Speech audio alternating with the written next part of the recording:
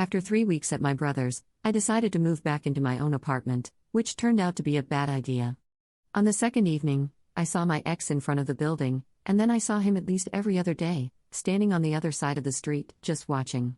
After about a week, someone started ringing the bell at 3 a.m. for 5 nights straight.